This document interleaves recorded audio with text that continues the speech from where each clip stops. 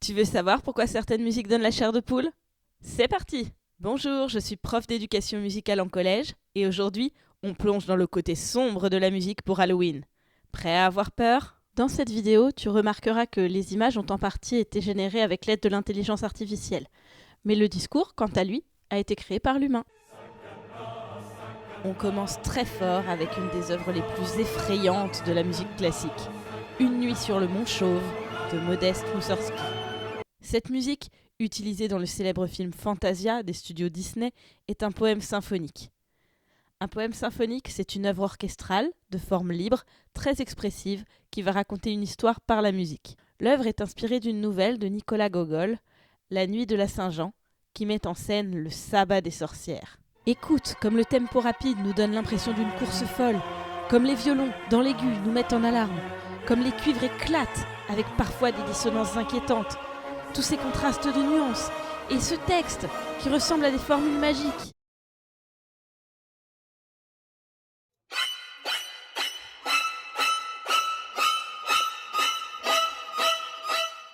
Tu as sûrement reconnu cette musique.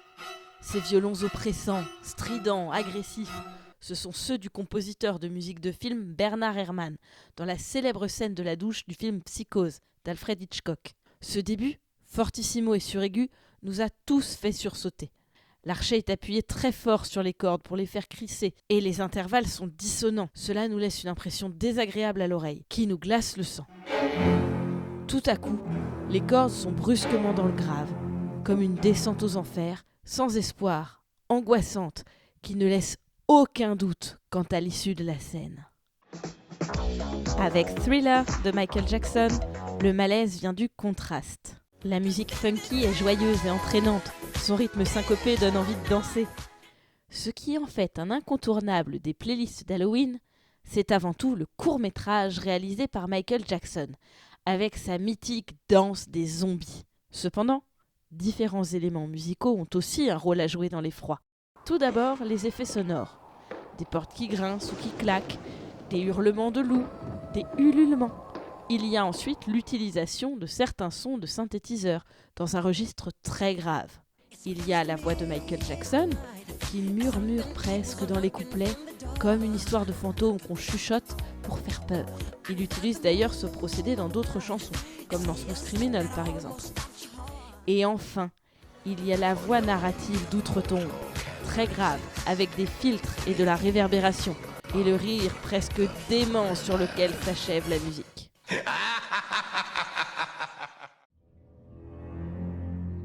Voici tout l'art du suspense minimaliste. 2 notes. 2 notes qui suffisent à John Williams pour créer un sentiment d'angoisse dans cette musique emblématique des Dents de la Mer. Le secret de cette émotion réside dans l'ostinato, c'est-à-dire dans la répétition inlassable du même élément musical. Le motif de 2 notes se répète donc sans cesse, joué dans le registre très grave par des contrebasses et même un contrebasson. Et pour symboliser l'approche de la menace, John Williams a souhaité une accélération progressive, mais constante du tempo et un long crescendo. La chanson Highway to Hell du groupe AC/DC nous marque par sa puissance dès les premières notes du riff de guitare électrique. Un riff, en rock, c'est comme un ostinato dans une œuvre de musique savante. Le rythme de la batterie est endiablé. Il est difficile de lui résister et d'écouter cette musique sans bouger. Et que dire des timbres ? Les guitares sont saturées.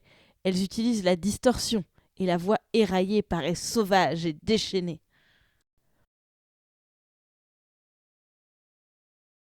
On revient à la musique savante, mais ça ne va pas être plus calme pour autant. Voici la danse macabre de Camille Saint-Saëns.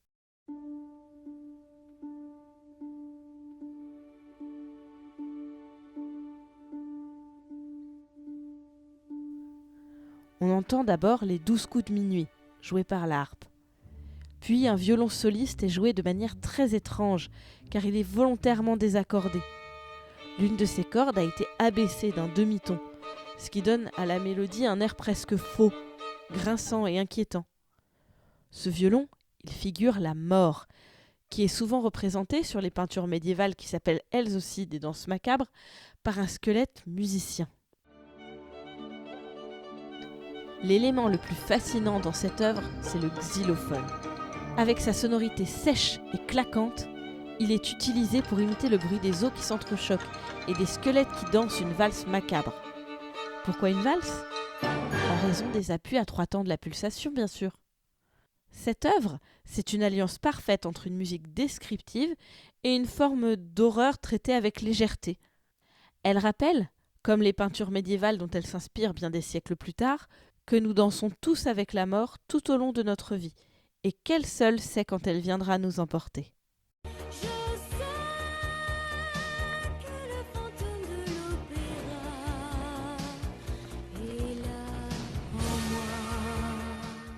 La comédie musicale Le fantôme de l'opéra d'Andrew Lloyd Webber est à la croisée des styles musicaux. Elle utilise la puissance de l'orchestre symphonique, mais aussi des rythmes tirés du rock et des timbres de voix pop. Cependant, un instrument prédomine, c'est l'orgue.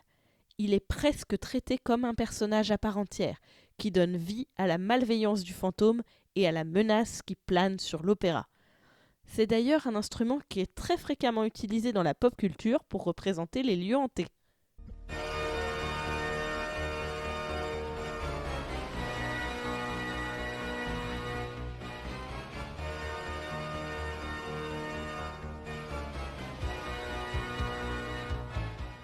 La mélodie utilise un chromatisme descendant puis ascendant. Un chromatisme, c'est quand on ne joue que des intervalles d'un demi-ton. C'est comme si on allait toujours sur la touche du piano la plus proche, qu'elle soit noire ou blanche. Et le chromatisme, c'est très expressif, car ça ne nous donne aucune impression de début ou de fin, et cela crée une forte tension dramatique. Fun fact, ce chromatisme est exactement le même que celui qui débute le prélude à l'après-midi d'un faune de Debussy. Même le rythme est identique.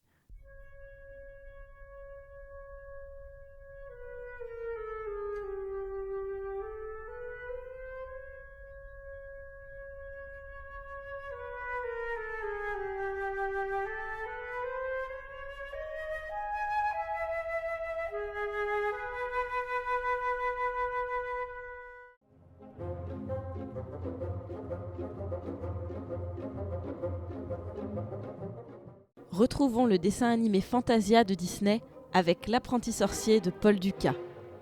C'est à nouveau un poème symphonique qui raconte l'histoire d'un apprenti sorcier qui ensorcelle un balai pour faire le travail à sa place.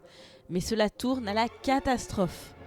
Un peu comme quand certains élèves utilisent l'IA alors qu'ils ne la maîtrisent pas pour faire leurs devoirs à leur place.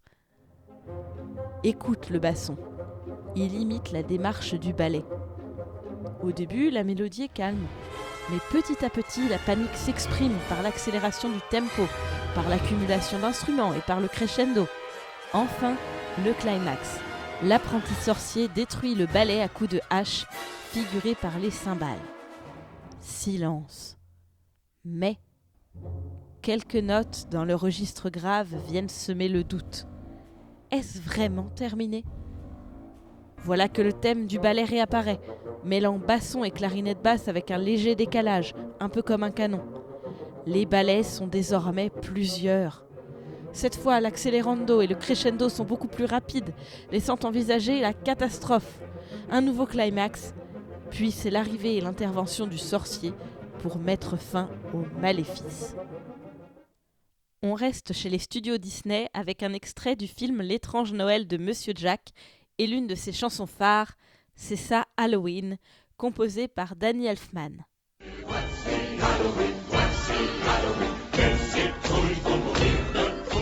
Le style est drôle par son côté décalé. L'orchestre est utilisé non pas de façon majestueuse, mais plutôt volontairement lourde et maladroite, avec des dissonances principalement dans le registre grave. Les voix sont travaillées pour être expressives plutôt que belles, et accentuent ainsi l'image des monstres. Le rythme rapide et joyeux nous donne une impression de chaos bon enfant, souligné par l'addiction des paroles et les rimes qui se rapprochent de ce qu'on pourrait trouver dans une comptine.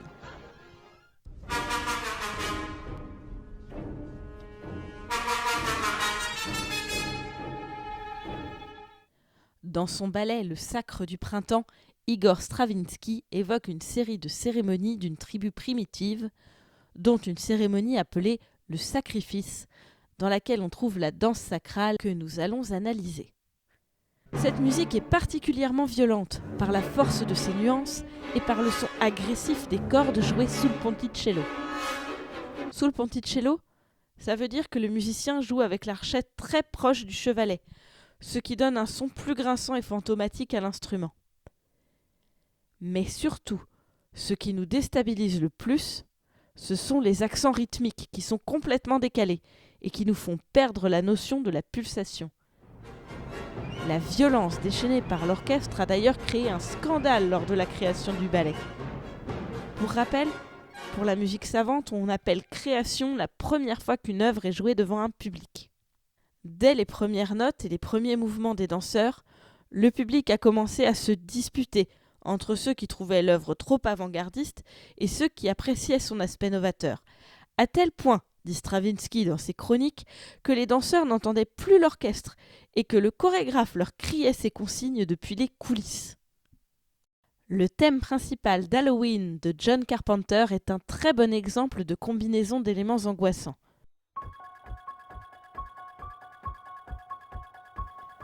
Tout d'abord, simplement un piano minimaliste qui ne joue que 3 notes dans le registre suraigu avec une boîte à rythme effrénée et obsédante. Puis s'ajoute une basse électrique et un synthétiseur qui répètent une montée de seulement 4 notes dans le registre très grave. Ensuite s'ajoutent des nappes sonores à l'orgue. La précision et l'usage de nombreux sons électroniques avec très peu d'harmonique naturelle donnent un aspect mécanique à la musique, froid et implacable.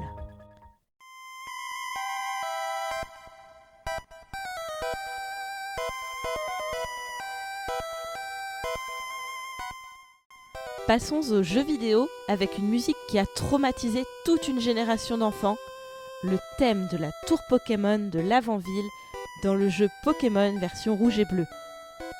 Mais pourquoi ce thème dérange ? Comme pour le thème d'Halloween de John Carpenter, ce sont des sons froids, sans harmonique, générés par chiptunes. Le principe du chiptune, c'est de programmer le jeu pour qu'il produise une musique à partir des sons disponibles dans la puce électronique. Les capacités sonores sont donc limitées à un seul timbre et à une seule nuance.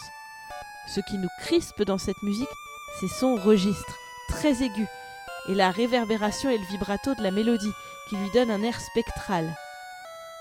De plus, cette mélodie est soutenue par des accords staccato, c'est-à-dire très brefs, qui contrastent avec le thème legato, c'est-à-dire lié.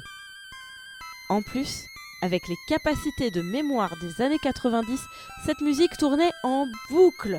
De quoi en faire des cauchemars.